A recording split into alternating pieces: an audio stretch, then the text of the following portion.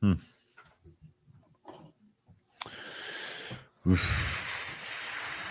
Where to begin, Andy?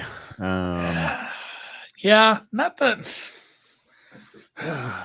somberish. Hopefully, he was moving extremities. I don't think we're worried about the worst. Like, who is that? Dane for the Bills. That's the most worried I've been for a player's like well-being in honestly quite a while, because that sort of shit happens. What was the guy for the Jets? Bird? I can't think of his first name. Dennis Bird. I mean, you can absolutely have a life-altering injury in this game, and boy, he got whipped down hard. And there was quite a few good pressures by the Bengals here. That said, it doesn't look like there's been a drop off from Tua to Teddy, and I think it's been really decent play calling from McDaniels. That's probably the standout takeaway outside of. I mean, you can take away that the Tua shouldn't have been out there, and we can talk about that later, I guess. But the major takeaway from the game is this is a coaching mismatch. Zach Taylor's kind of a dunce, and Mike McDaniel has this team really, really, really playing well, and he's calling really, really good, innovative play calls. The goal line shovel pass, brilliant. Yeah, that's that's like an Andy Reid play. They had one time out left, so that was perfect. That was perfect play call there. Yeah, they had 3 shots at it essentially because of the timeout. Yeah, Tyreek Hill's the most dynamic player on the field tonight, I think, by a lot. The Bengals coverage has been pretty horrible. I thought so. I wasn't watching live lines. I thought this was going to open on the other side of 24. It's only 23 for the second half. Cincinnati minus 2.5. Total 23. Money line is minus 155 for the Cincinnati's. It's up to minus 166. Taking some cash, I guess. Dolphins are plus 144 on the comeback.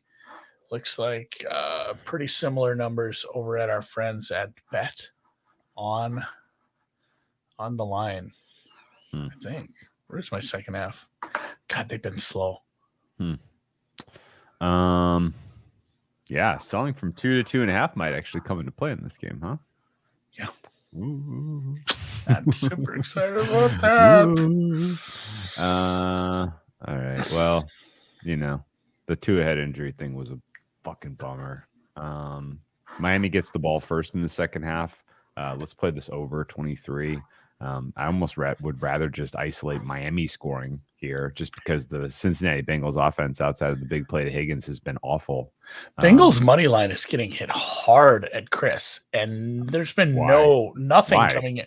So that's what I'm saying. So, and they're independent markets, but with high correlation, the spread has not moved a cent, and the money line has moved like 30 cents to the Bengals. And yes, I said I was hoping for a 24. I thought it'd be the other way because I wasn't watching live lines, but I agree over 23. This is one instant consensus from us, which is sometimes good, but I think we need to see a little more urgency, a little more downfield pushing the ball from Cincinnati in the second half. Hopefully they have seen that that's actually been working. These quick, short things to the running backs that ain't it, Zach. And that's where I'm worried. My main concern for this bet would be Zach Taylor, not a great second half adjuster. So maybe he doesn't actually see that those are horrible play calls, and they have 3 high-end weapons that can push the ball downfield. And we see more of that. That would slow this down and keep this tight. But you got to think eventually, and we were talking about this in the chat, it's not like they're tired. Like, oh, man, I'm sleepy or just I'm so gassed from playing a game 4 days ago. It's the recovery time. Like that's what CTE is. It's not from getting concussions. It's from 1,000 subconcussive hits. These guys are getting car crash level hits every single play. And the recovery from one game to the next, that's why everybody complains about Thursday night games in the league. They fucking hate it. Yeah. So if that does start to catch up to Miami, I think Cincinnati can move the ball. And honestly, this play calling for Miami has been great. They're scheming guys open, and it takes 2 to tango. I don't think Cincinnati's coverages are very good right now. No, not at all. They need to make some serious adjustments on defense, and I'm not even really sure they got the horses to do it. Safety play is strong for them, but their cornerbacks are getting cooked. Tyreek Hill is very fast. I would just continue to press the Tyreek Hill button if I was McDaniel. Some of his stuff, there's stuff though. It's awesomely disguised. They're getting excellent protection in general. Like there was, I think, what we count 7-8 seconds for for Teddy to throw there on that late down play right before they got the touchdown. On 3rd and 5, the 12-yard completion, that was a huge, that was a high leverage play for the Dolphins ultimately efforting to win this game. And Bridgewater had all day long to get that made.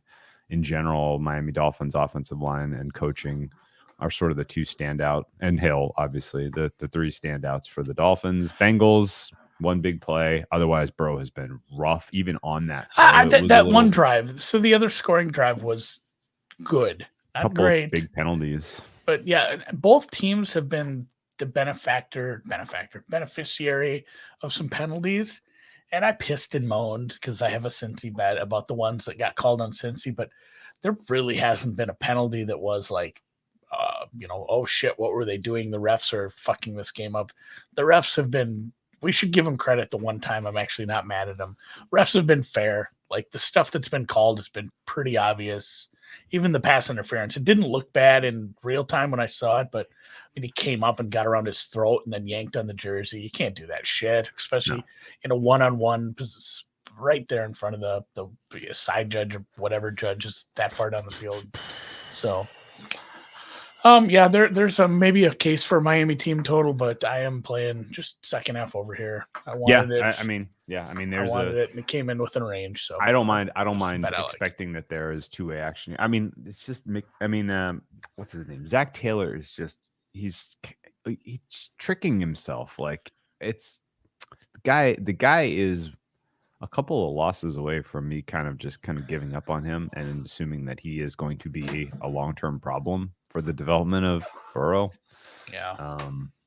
I don't know, man. I don't like the whole concept. He was like, hey, well, we got a tired team. Let's lean on him. Let's establish the run at all costs. But and then on the 4th and 1, decision to go for it. You want to go for it? Not going to fault you. It was probably the right decision. It was probably a weak lean, I think.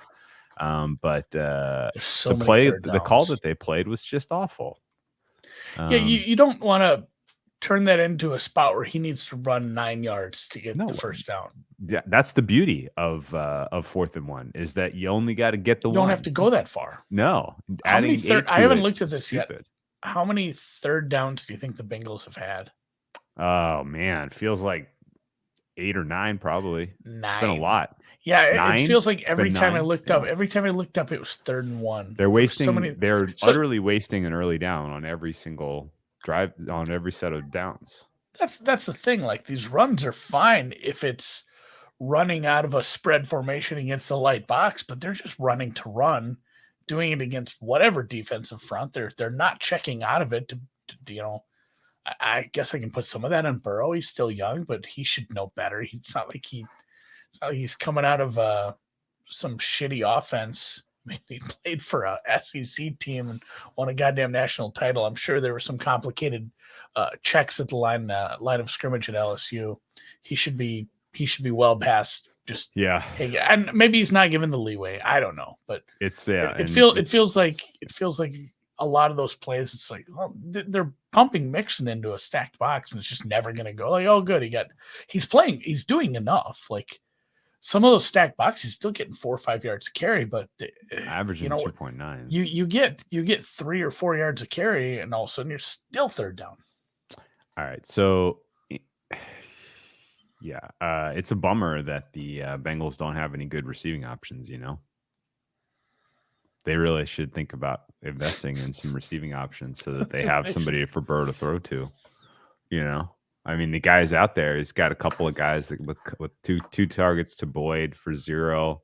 I guess he can't play. 1 target for this guy, Chase. Or 2 targets for this guy, Chase, 1 catch. I guess he's not worth anything. Waiting. We're waiting for them to do anything. And we were kind of talking. I mean, I'm going to switch over to the all 22 angle here for the second half, see if I can get a read on what's going on coverage wise, because maybe it's just the Dolphins are covering them and there's no there.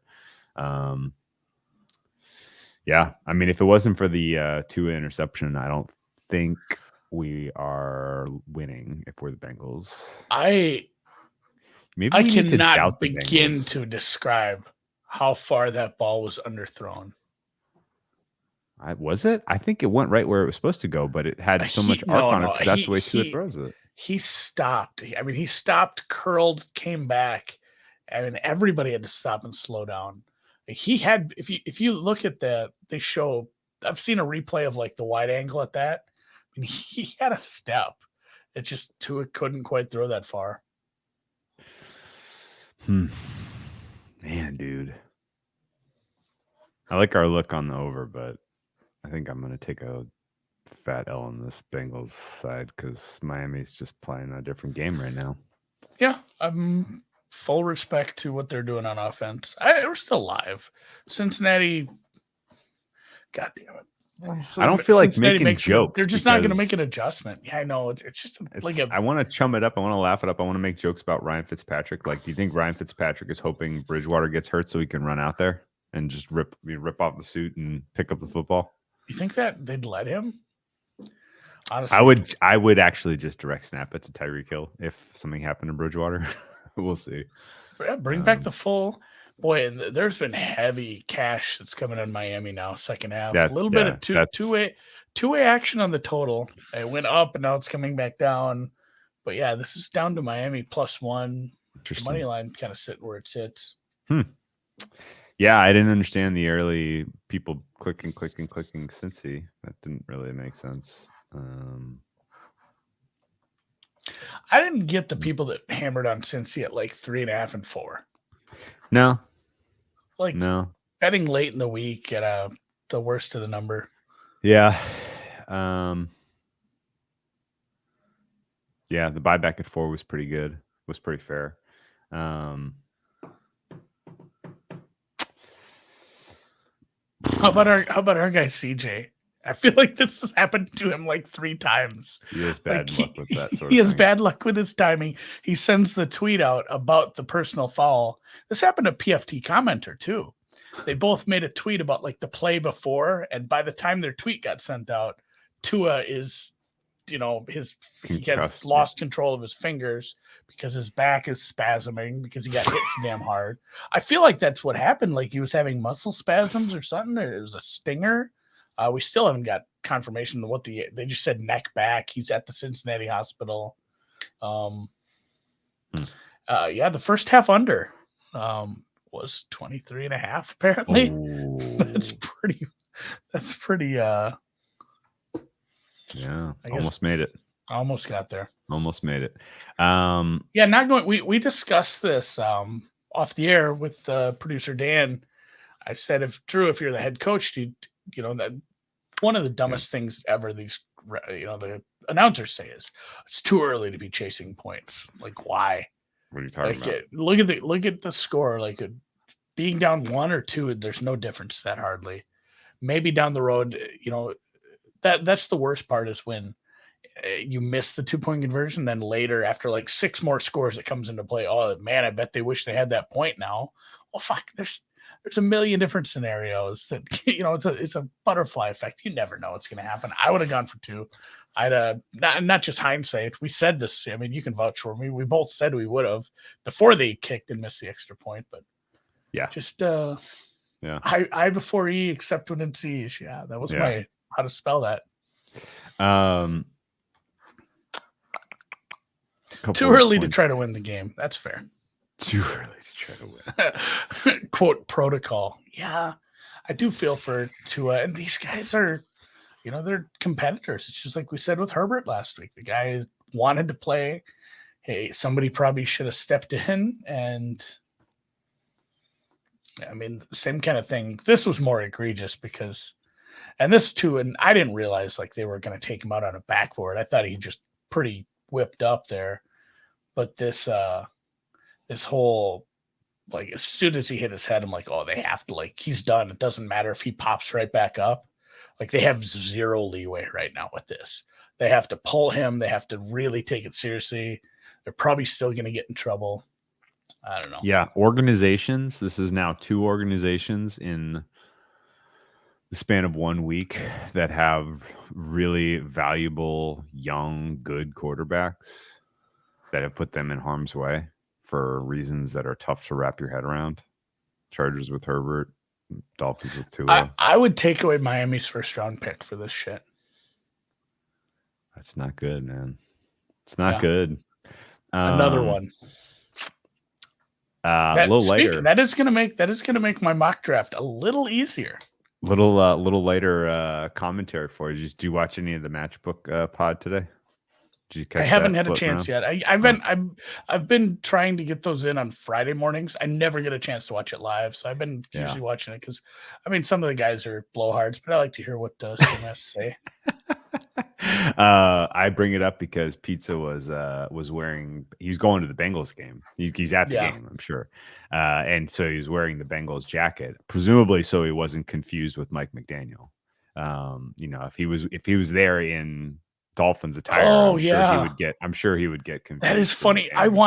Can you imagine? Like, I would have tried to, because he's a smart enough guy where he could probably build some sort of machine learning to figure out which areas of the field are shown on TV the most and buy a ticket there. Oh yeah. If he actually got on the field or if he got on the field, please don't do that, Rob. If he got on camera, that would, like, the gambling Twitter has already made the jokes, but like the internet would just meme that, be like, that's Mike McDaniel, right? I know. It's like the fake Andy Reid that guy actually tries, but like he wouldn't even have to try. He'd have to just be wearing a similar shirt. Yeah, just teal jacket and his headset. Teal jacket and a headset, and he's good. Oh, Christopher Davis brings up an interesting point. Noticing fewer bots in the chat with Pizzola at the game tonight. Porn bot Pizzola. Yeah. Porn bot Rob. Anyway, he could have a whole gig doing the Mike McDaniel. You should do TikToks of him being Mike McDaniel. Yeah, I'll bring it up next time I talk to him. Okay. So, what do we want out of the second half? What do we want? Pick 6. No more Bears for the Bengals. Like, that would be good. But like, what's the oh, Teddy, what are you doing? Did he pick 6? No, he should have. Like, he's lucky the defender went out of bounds there.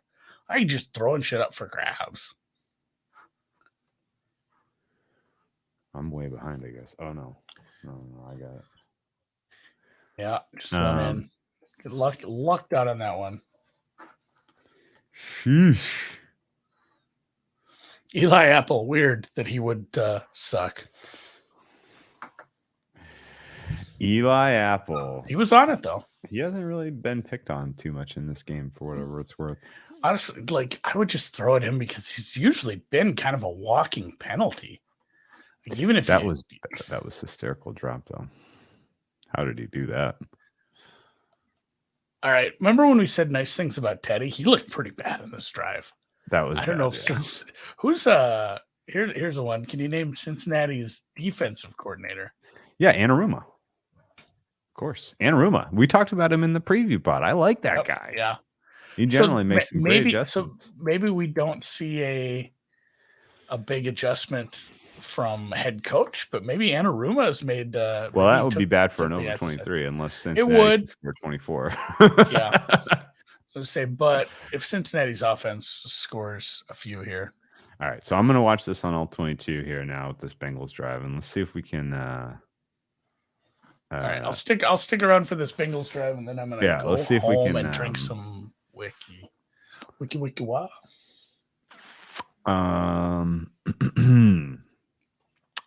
If they come out and run on first or second down. JetBlue Amigo telling on himself. Got a Samsung. I took some shit from Cal. I know I took shit from Cal for buying the wrong TV when I got one. Fine, man. They have some good ones. I feel like they take the TV they want to get rid of at Costco and put it next to like a TV and then they purposely put that TV's like resolution lower, so then the one they want to look sharp as shit. Because like there was two TVs next to each other, and one looked way better, and it was like, oh man, this one's only like $200 more. I'm gonna get this one for sure. It's fine, but like instantly, I was like, it just tricked me into buying that one. I didn't even look at the other ones. Yeah, if you were wondering what I was talking about, Ryan brings it up. Prime Vision with next gen stats is pretty cool. I don't know that I would watch a whole game that way, but certainly high leverage drives and trying to get a feel for what's going on. I think it's actually kind of useful. I didn't have the volume up. I don't know what the audio part of it is. I do like in general listening to Al call the games, although the Al and Herbie combo is a little not great. You know what kind of sucks? I guess I kind of don't like Herbie. I don't know. I like him better with college, but also as long as it's not an Ohio State game. Like, yeah, sucks. Speaking of that, Manning cast was insufferable because Eli was just cheering like anything that. I mean, he was just painful to watch. Like he was just anything that bad happened to the Giants, he'd just get mad. He'd just cheering for the Giants. And obviously we weren't. So I mean, if I'd have had a Giants bet, maybe it wouldn't have been as bad, but we had Cowboy bets. So like, it just made it like, eventually I just like, I can't watch this anymore. He was being such a little bitch about it. I don't really want to be, I don't know. I don't want that. They should just not do guests. Like, and also maybe get rid of Eli. You know, it'd be good Manning cast. Peyton and Cooper. Peyton has smart things to say all the time. He has so many, smart takes on what's going on and little things to point out that are interesting. Eli's just a turd. They should get Cooper on there, or even Arch. Archie. I like that you're seeing TV show. So we talked about it a little bit yesterday when we did our pod on the Bengals. I like that they are doing more throwing from under center because they were becoming so predictable about under center versus shotgun, and they're starting. It's like Zach Taylor, first play of the drive here. He's like, okay, we established the run in the first half. Now we can we can under center. Man, that Higgins ball was underthrown too. That's wild. Yeah, it was. That was a really nice catch. Yeah. I don't know. Higgins is a good player. He's making up for Burrow being a little sus. What do you think is up? What's up with Burrow? What's up with him? That's how few players we had on our football team in high school. I played some wide receiver. I'm 5, like in cleats, 5'9", maybe. Yeah, like that is a hard route. Like those routes along the sidelines, especially when you have to look back. It's really fucking tough. hard. Your vision isn't the same. Give me your real take though. What is up with Burrow? What's up? I think it's the game plan. I think he's fine. The pass rush hasn't been that bad. It's just been they've taken away some of the stuff, and like we've just seen them run the ball so many times. And do you know what the split is right now for this? As far as he has what run pass split? Yeah, run pass. He's thrown 17 how many plays times. How many plays have there been? 30 something? 30. There's been 51 rushing yards on 18 attempts, and he's only thrown 17 times. No. I don't feel like they should be a 50-50 team. No. 66 is probably about what you want to be when you have Chase and company out there. Second down. Oh, good Lord. Now, see those are the types of plays that I really, really, really don't understand. That's kind of what the 1 yard passes to Joe Mixon. That's what I was talking about in the first half. Slow? You know who's slow as shit? Joe Mixon. You know why you think you're going to get anything going with that type of a running back screen in the flat like that? I mean, that is insane. Like, put the ball in the hands of fucking Chase out there if that's what you want to do. Do not put it in Mixon's hands out there. Good God Almighty. You're muted, Andy. I think you maybe. I wasn't. I haven't been watching the All-22. I didn't watch the All-22, but it's. This was a bad drive too. I don't think the over's getting there, man. Is the flag holding? I'm assuming so much. I mean, it's probably holding. Bengals. Looks like it's gonna be on that guy. That guy looks guilty as sin. Guilty. Yeah, his face was all red. He's like, shit, I did this. Holding. That's on declined. Me. All right. Fourth round. Good Lord. God, not a great play, I guess. No. I like this one quite a bit. I'm still sad. There's still a lot of football to be played. We've only taken 4 minutes off the clock, guys. So we're gonna be right back in this. I'm gonna go drink some whiskey. I'm gonna actually watch the BYU game. Jesus Christ, man. Ugh. Yuck. Yuck. All right, let's end it. Thank you, Dan.